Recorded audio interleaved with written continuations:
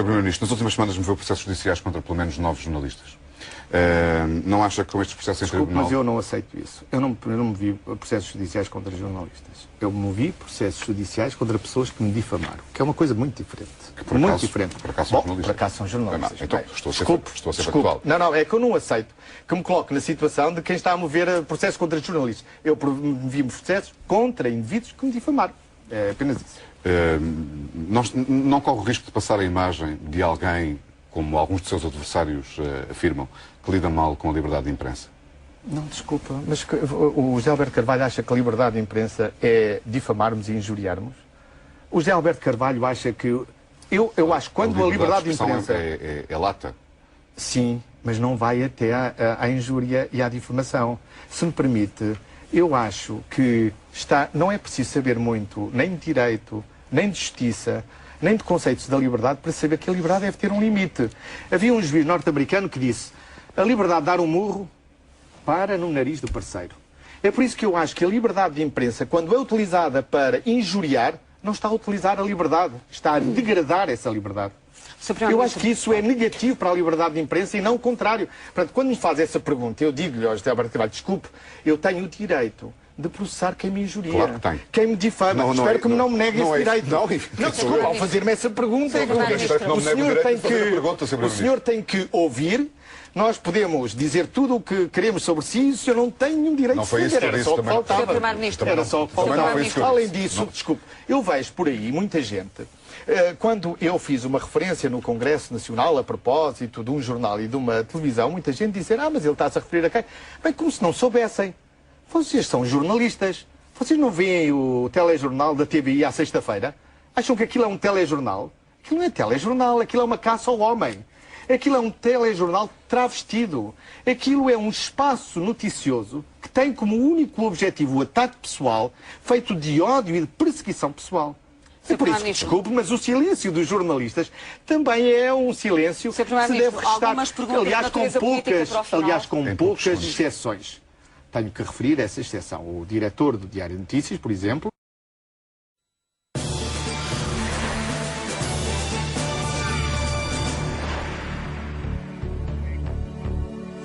Boa noite. 2 dos arguídos do processo Freeport revelaram à TVI que há um outro primo de José Sócrates envolvido no negócio.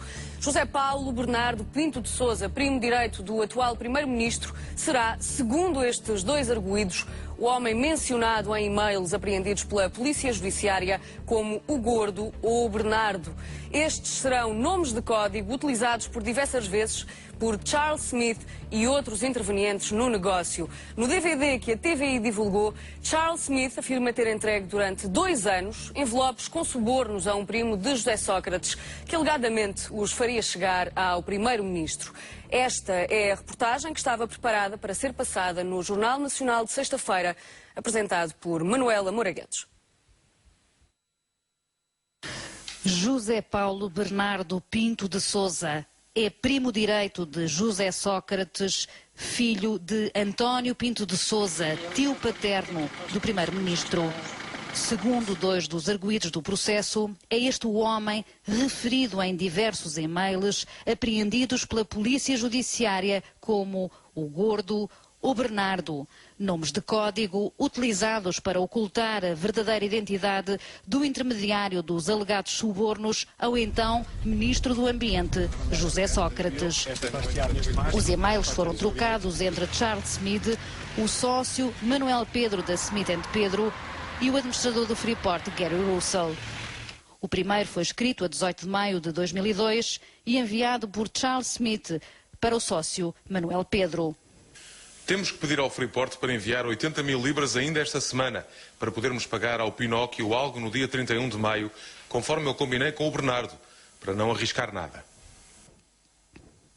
Como se pôde ver, aqui a palavra código é Bernardo, mas Charles Smith terá utilizado para o mesmo homem outro nome de código, o Gordo. A 15 de junho de 2002, Charles Smith envia um e-mail para Gary Russell. O homem dos dinheiros é referenciado como o Gordo. Estou preocupado que o protocolo não seja assinado até poder dizer ao Gordo que foi feita uma transferência. O Gordo é novamente mencionado num outro e-mail datado de 31 de maio de 2002, de Charles Smith para Gary Russell. Fica-se a perceber que se fala do mesmo homem, o homem que recebeu o dinheiro dos alegados subornos a José Sócrates, mas também o homem dos bastidores que tratava de tudo. O Gordo irá tratar da questão da publicação da Declaração de Impacto Ambiental. Ele pode também auxiliar na questão da carta da Câmara Municipal de Alcochete sobre a expropriação dos terrenos, se necessário. O estudo de impacto ambiental permite 3.200 lugares. Segundo o Gordo, o número é relevante e ficou um pouco surpreendido por a Câmara Municipal de Alcochete pedir mais. Devíamos designar imediatamente um engenheiro para estabelecer a ligação com a Câmara Municipal de Alcochete relativamente a uma solução aceitável.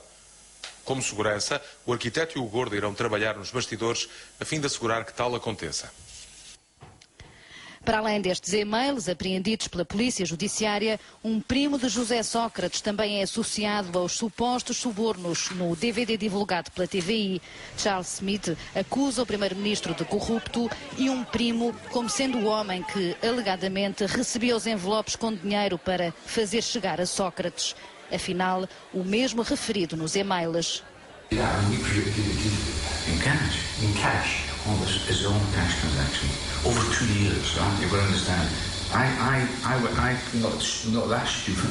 I was stupid, I've even done this, but I was clever enough to do it in small bits and pieces, like 3,000 euros, 4,000 euros, because that's why it took 2 years to pay that. And then what was it? So you had just little brown envelopes. Who presumably the minister's got.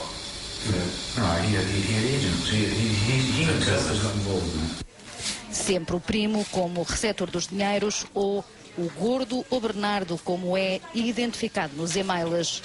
A TVI sabe que a Polícia Judiciária de Setúbal e os procuradores do Ministério Público que investigam o caso Freeport têm em mãos novos elementos que indiciam poder ser José Paulo Bernardo Pinto de Sousa, o intermediário de alegados pagamentos corruptos a José Sócrates. Poderá também ser ele o homem que tratava de todas as combinações para que o negócio do Freeport se efetuasse. José Paulo Bernardo Pinto de Sousa tem negócios em Angola, Benguela, onde se desloca com frequência, mas também está ligado a empresas em Portugal como a Mecaso, em que chegou a ser sócio-gerente, a Merzoghi, Pasta Nostra, ligada à restauração, ou ainda a Cotada, uma empresa de artigos de caça e pesca em que José Paulo Bernardo aparece como gerente. A TVI tenta ouvir José Paulo Bernardo Pinto de Sousa nas várias empresas a que está ligado. Muitas delas já não existem sequer. E tentámos ouvi-lo também nesta casa onde vive em Cascais quando está em Portugal. Em todos os locais, disseram-nos que se encontra fora do país. O Dr. José Paulo Bernardo Pinto de Sousa está? Não consigo ouvi-la. A que horas é que posso encontrá-lo? Está fora do país? O seu filho está a ser investigado no caso Freeport, sabe disso? Não sei, isso não sei. Mas ele também ainda é capaz de não ser, ele já está há mais de uma semana ou duas fora, não é? Mas está surpreendido? Não sei se estou surpreendido. Eu que ele realmente fazia negócios e que no fundo foi tudo à falência. Ele é um dos primos mais próximos de José Sócrates? Eu acho que são os únicos próximos, porque no fundo são os meus filhos e os filhos desse tio dele. Mas há ainda mais. Eu própria falei com 2 dos arguidos do processo Freeport que pediram anonimato, confrontei-os com as fotografias que mostramos e os 2 identificaram-no de imediato como sendo José Paulo Bernardo Pinto de Sousa. Um deles garantiu mesmo que José Paulo Bernardo é o Gordo referido nos e-mails e o intermediário dos supostos pagamentos corruptos denunciado no DVD.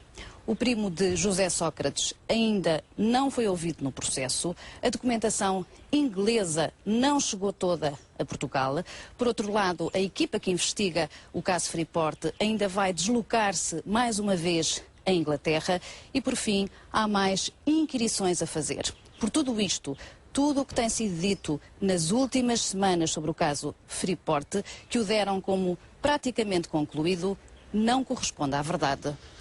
A verdade é que o caso Freeport ainda está longe do fim. Só depois das eleições é que se virão a conhecer desenvolvimentos no processo que levantou suspeitas ao mais alto nível político deste país. Ana Leal, Manuela Moura Guedes, Carlos Enes e Nuno Coá, TVI.